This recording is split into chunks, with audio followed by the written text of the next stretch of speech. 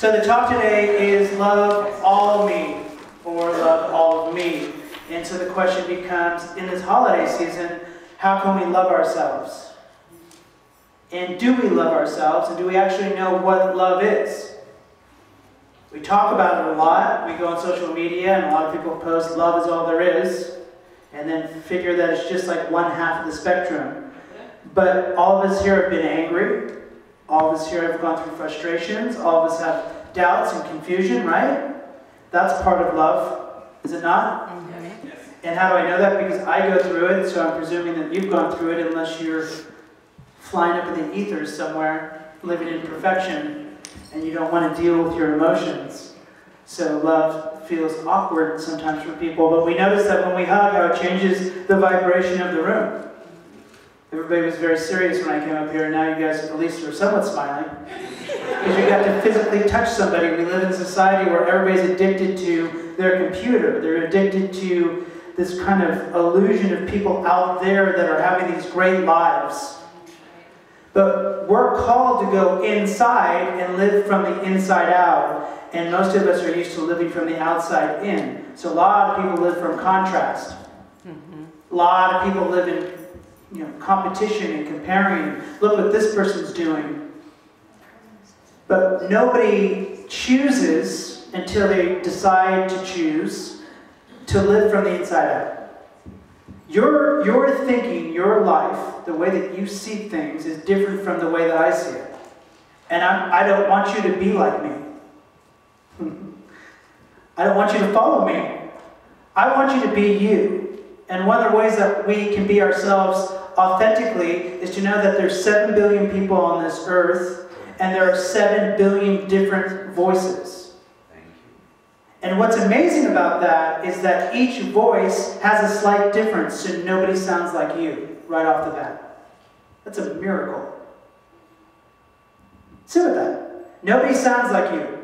My sweet twin sister does. Thank you. Except for her twin sister.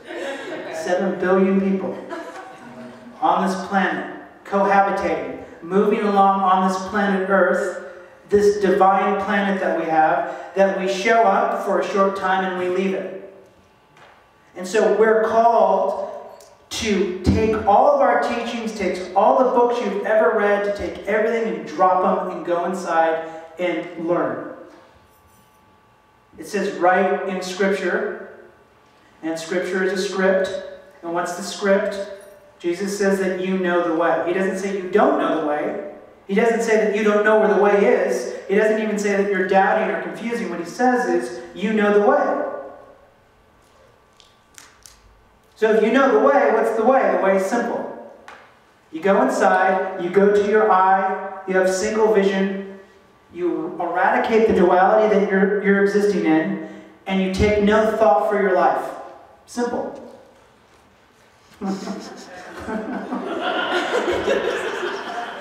Somebody was like, oh yeah, totally. Totally done that. I take no thought for my life. Every day.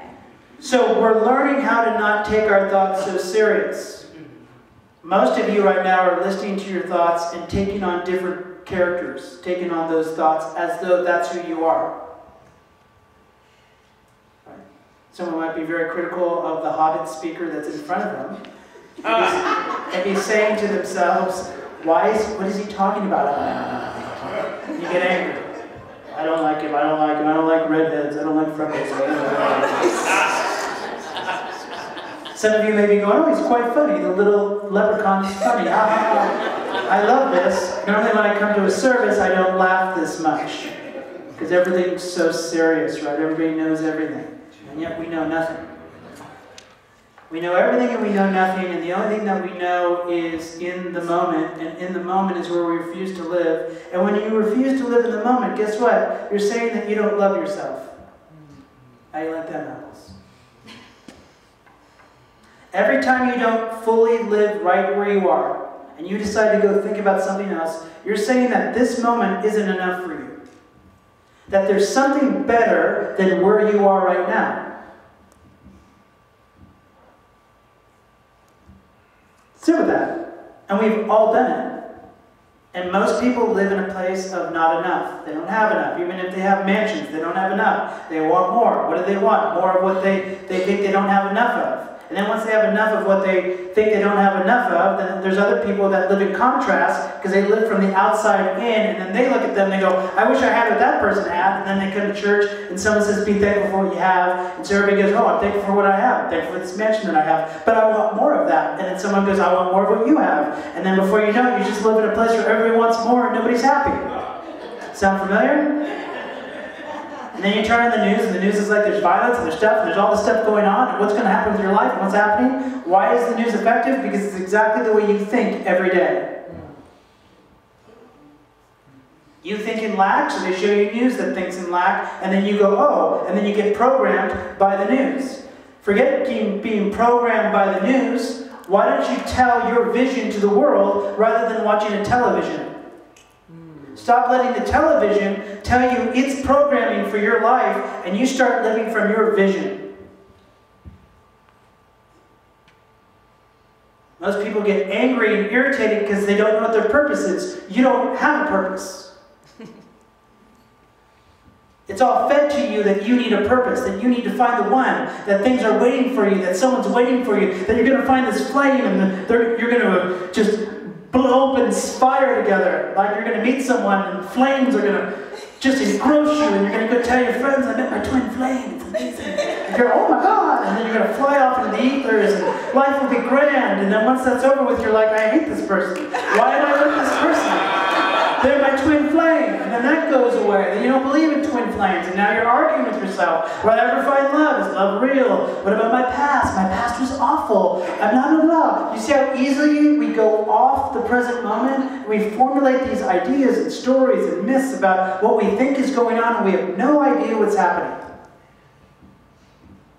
And we think that the cell phone, that there's something better happening in our cell phone. We think that there's something better on the computer. We think there's something better on the TV. There's got to be something better than this. Sitting right here at CSL Antelope Valley, there's got to be something better than what's going on. You expect me to fly away? Like I'm a magician, I'd be like, hold on, this is great. Come up and talk to you guys. So over the holidays, we are being called to be present. We're being called because everything is happening here. You're thinking about yesterday. You're thinking about tomorrow. You're thinking about other people. You're thinking about beating yourself up. But in between there is a presence that is still. Let me give you an example. So, I have been fighting, if you will, and fighting is probably a good word, and standing in my presence with the owner of my building. And there became a point. So we were like, oh my God, what'd you do? I got to do with my landlord. So at some point they started harassing and intimidating me and pushing me. And so I called them out on it. And it stopped. Right now.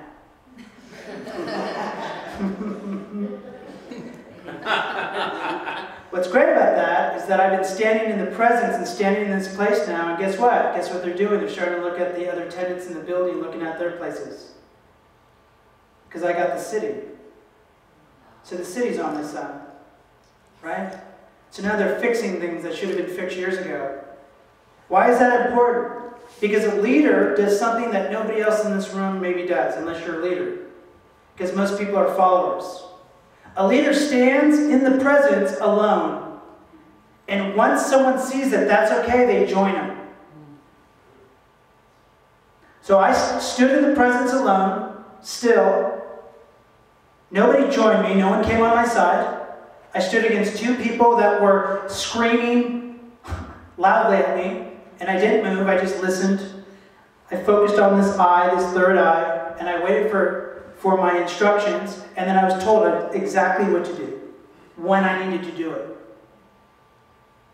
I was completely still of mind and body. I did not move, and now they're moving. That's the power of your love. Your power moves things that you consider dark. Why? Because love stands in the middle of that, and as it's standing in the middle of the darkness, it's all coming to the surface, right in front of you. So we are being called collectively as a group now to stand in who we are. And each one of us is unique in this room. Each of you is a unique individual, and individual means undivided with the whole. Some of you have skill sets that I don't have. I have a skill set that maybe you don't have. Doesn't matter. It's all being utilized on this planet fully once you embrace it. And what are you embracing? You're embracing yourself. And what are you embracing about yourself? You're embracing all these fractal ideas about you. That the past, that you regret the past, that you doubt the past, and you can't believe that happened, or you can't believe that relationship ended that way, or you can't believe they did that to you, or you can't believe that you did that to them. All of that stuff. And then we look at the future, how we want to bring our vision in the future. We look at how we see other people, and then we sit with all of it, and we accept it. Because what is forgiveness? At its very simplest core, it's acceptance. What are you accepting? That it happened. Why are you accepting it? Because for years you regretted to believe that it did happen. Because you keep telling yourself, I can't believe it happened. But it did happen. See how crazy it sounds? So really, it's not so much about love as it is about unconditional acceptance. See, you can act any way you want to act, and I can too. I can accept you fully as you're acting and know that I have a say in it.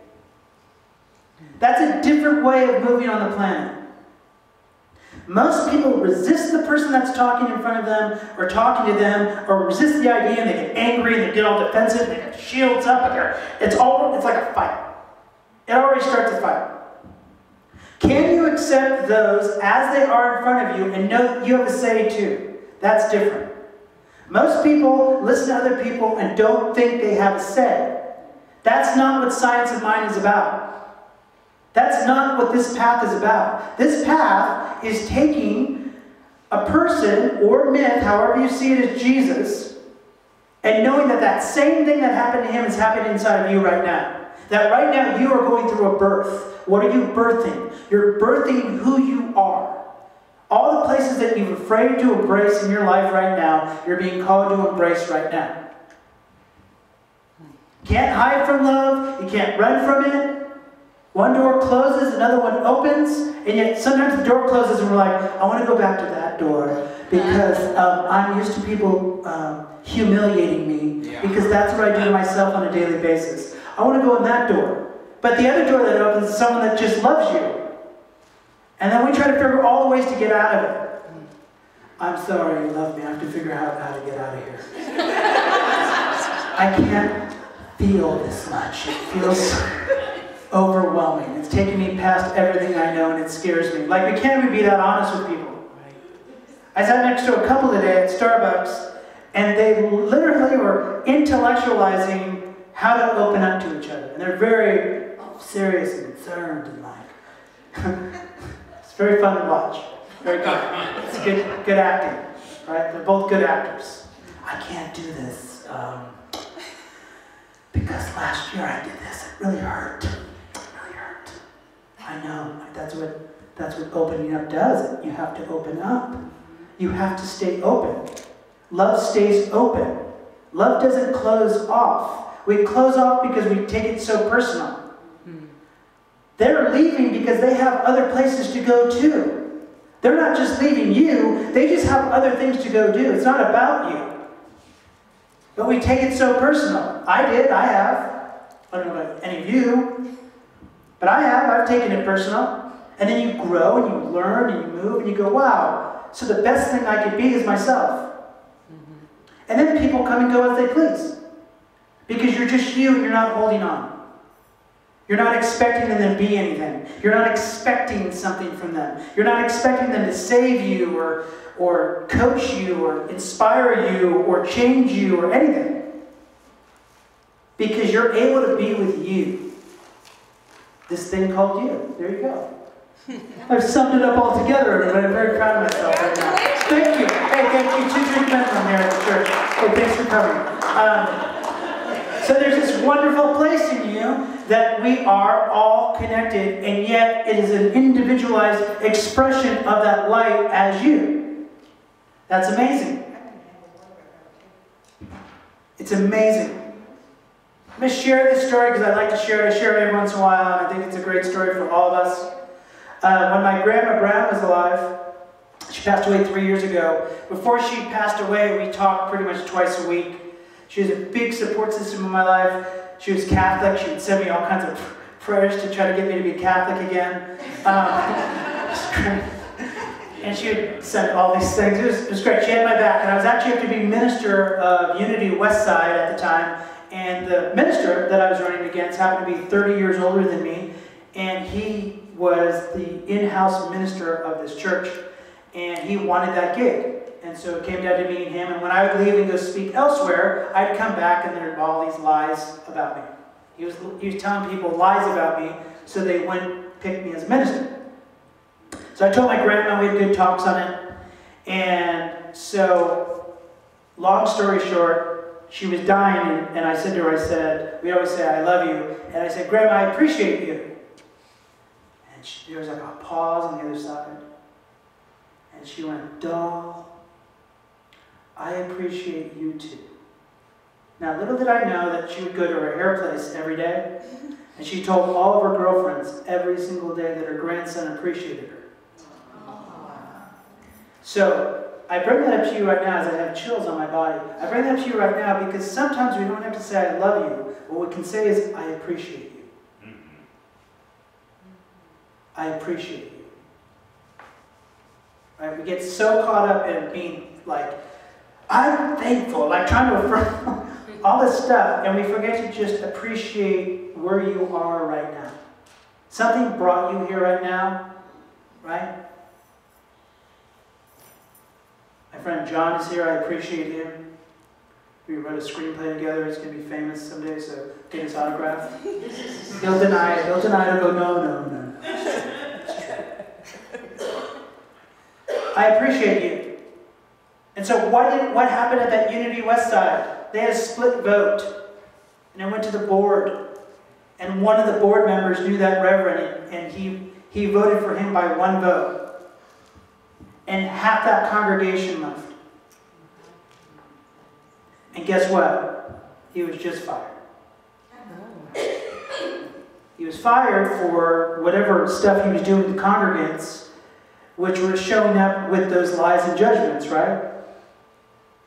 So my point being is that love, you can't hide from.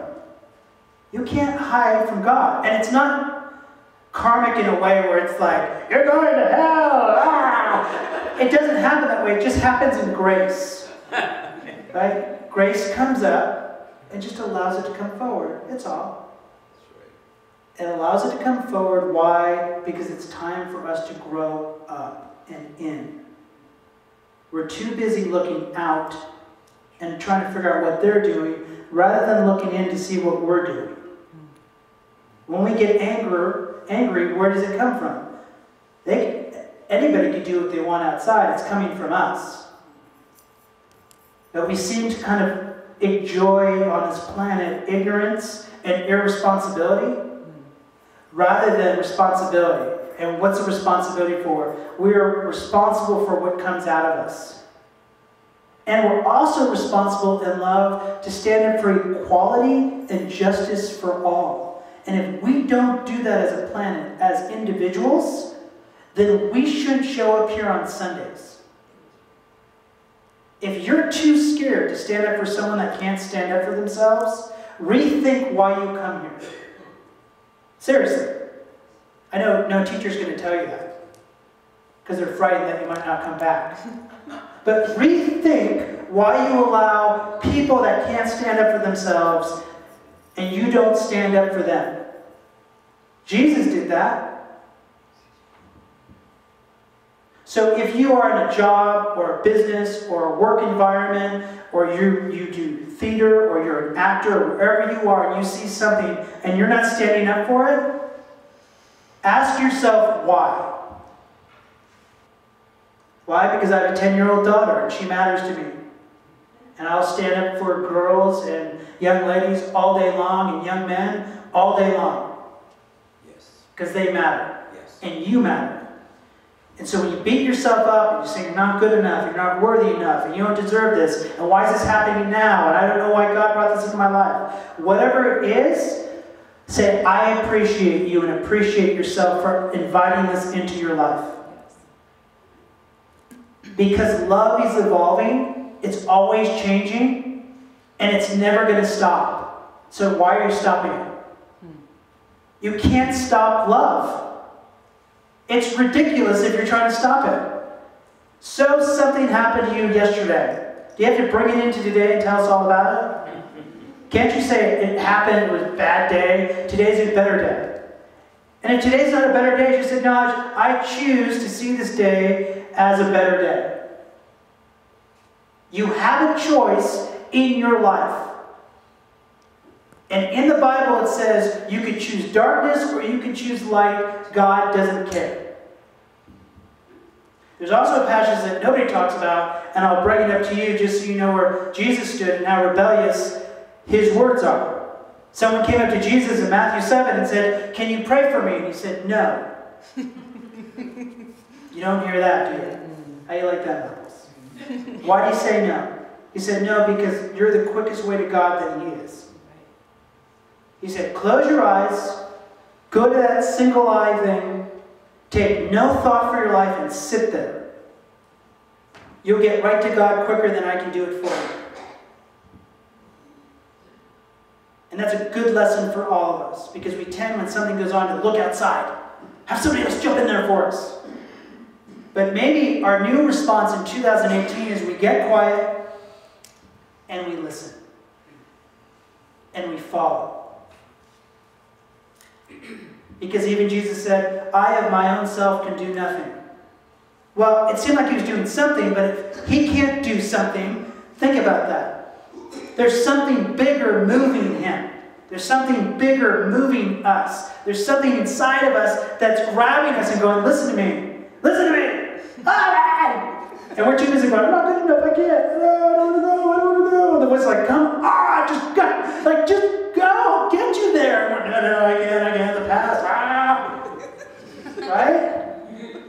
It's exactly how we live. So we listen and we go.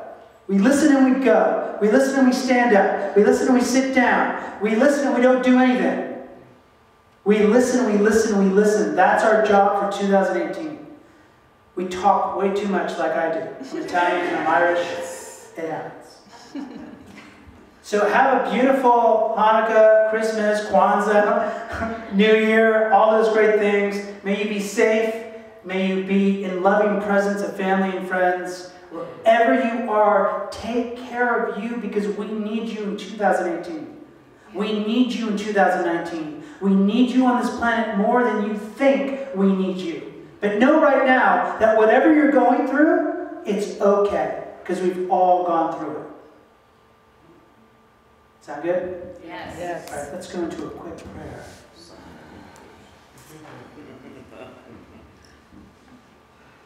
So just bring to mind any family and friends that might be moving through something. Bring yourself to mind.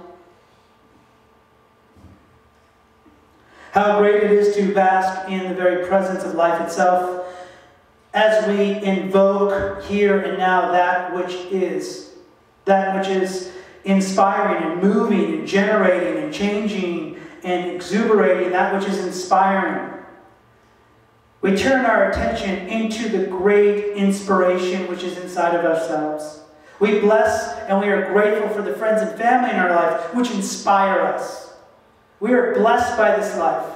This community is blessed. We bless their new minister, whoever that may be. We know that it's going to be the best and the highest. We bless the members here. We bless the new people that are showing up. We just bless this community, knowing that it is love and love is overflowing. And so with gratitude and appreciation, we release all the names of our friends and family that might be ailing from something. And we simply say, so it is. And so it is. Amen.